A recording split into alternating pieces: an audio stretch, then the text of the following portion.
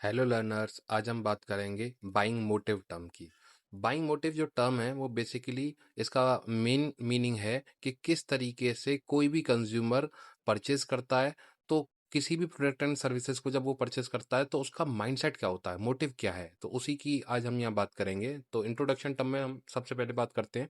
The slogan consumer is the king of the market is what form the basis for the modern marketers today. इसका मतलब है consumer is the king of the market की अगर हम बात कर रहे हैं कि जो भी प्रोडक्ट एंड सर्विसेज मार्केट में बनते हैं, प्रोड्यूस होते हैं, उनको अल्टीमेटली कंज्यूम कौन करता है? कंज्यूमर।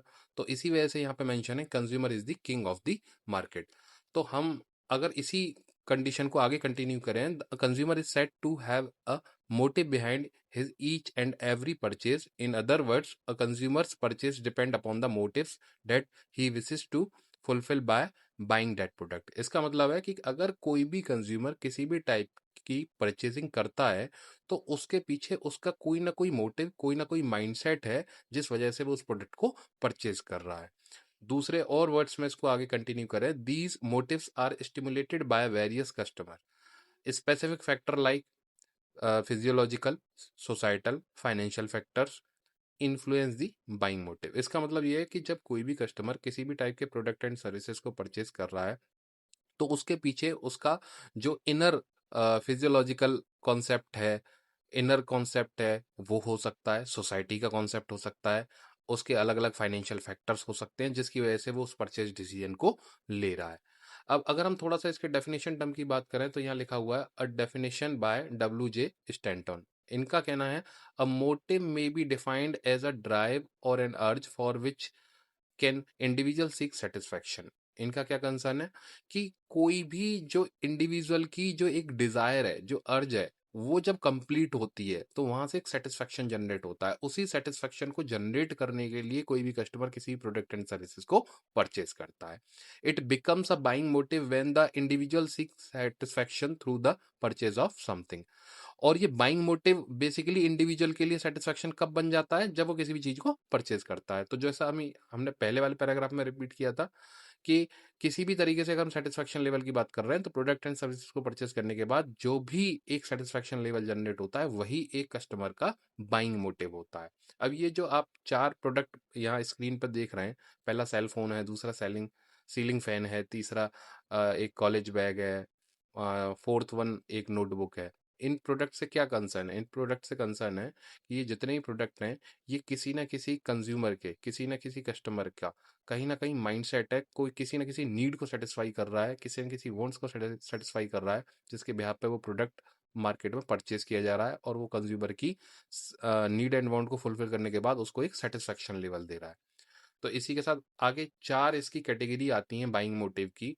वो बाइंग मोटिव की कैटेगरी में पहली कैटेगरी है रेशनल मोटिव्स। इसका मतलब क्या है कि प्रोडक्ट कैटेगरी तो बहुत सारी होती हैं लेकिन कुछ कैटेगरी ऐसी होती हैं जहां पे जो कस्टमर है वो लॉजिकल एवेल्युएशन करता है प्रोडक्ट परचेज करने के लिए। जैसे उसमें जो की फैक्टर है वो क्या हो सकते हैं? प्राइसिंग हो सकता है किसी भी प्रोडक्ट का, उसकी ड्यूरेबिलिटी हो सकती है, उसकी यूटिलिटी हो सकती है।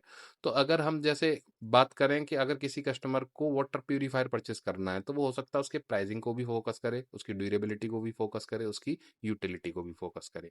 इसी तरीके से सेकंड आता है इमोशनल मोटिव। इमोशनल मोटिव से मतलब ये है कि ऐसी कोई भी बाइंग मोटिव जो कि जो फीलिंग है उसकी वो इमोशनल की वजह से डिराइव हो रही हो, क्रिएट हो रही हो। जैसे मान लीजिए अगर किसी भी तरीके का अगर कोई कस्टमर लग्जरी कार परचेज करना चाह रहा है, फैमिली कार परचेज करना चाह रहा है, तो वहां पे उसका जो माइंडसेट है वो एक फैमिली ओरिएंटेड भी हो सकता है और वहां पे वो इमोशनल टर्म भी हो सकता है जिसकी वजह से वो उस प्रोडक्ट को परचेज करने का माइंडसेट क्रिएट कर रहा है। तो यहाँ पे ये कैटेगरी कौन सी हो जाएगी? Emotional motive. तीसरे कैटेगरी की बात करें तो वो है प्रोडक्ट मोटिव। प्रोडक्ट मोटिव में क्या हो जाएगा कि जहां पे ऐसा जो मेंशन है स्पेसिफिक फीचर और attribute of the product itself that convince the consumer to buy. मतलब जब प्रोडक्ट अपने बिहाफ पे ही कंज्यूमर को इतना अट्रैक्ट करते हैं, चाहे तो वो ब्रांड की वजह से, चाहे फिजिकल उसकी क्वालिटी की वजह से या कन्वीनियंस की वजह से, तो वो प्रोडक्ट मोटिव हो जाता है। जैसे कई बार देखते हैं कि जरूरत हो भी सकती है इस प्रोडक्ट की या नहीं भी हो सकती है, लेकिन प्रोडक्ट इतना अट्रैक्टिव है, ब्रांड का नाम इतना है, वो कन्वीनियंट इतना प्रोडक्ट अवेलेबल है कि कंज्यूमर उस प्रोडक्ट को परचेज कर ले रहा है, तो वो प्रोडक्ट मोटिव में कंसिडर हो जाएगा। उसके बाद बात करते हैं पैट्रोनेज मोटिव्स। ये क्या है? The specific reason a consumer chooses to buy from a particular brand और रिटेल लोकेशन। ये इन जो अभी तक आए से इससे थोड़ा सा अलग है कि कुछ कन्वीनियंस स्टोर लोकेशंस की वजह से या कुछ ब्रांड लॉयल्टी टर्म की वजह से लॉन्ग टर्म। जैसे मान लीजिए कोई कस्टमर है, उसके फादर भी उसी ब्रांड का प्रोडक्ट परचेज कर रहे थे और वो भी बचपन से उसी प्रोडक्ट को यूज कर रहा है, तो वो उस कंपनी की ब्रांड लॉयल्टी की वजह से वो भी उसी टाइप के प्रोडक्ट को या उसी टाइप की कंपनी के प्रोडक्ट को परचेज कर रहा है, तो वहां पे इस टाइप के प्रोडक्ट की कैटेगरी आ जाएगी कि वहां पे बाइंग मोटिव क्या है कि ब्रांड लॉयल्टी हो गया।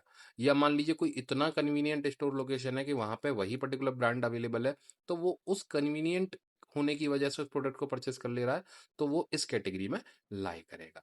तो it is all about the term buying motive. So thank you so much for watching. Please like and subscribe our channel. Thank you.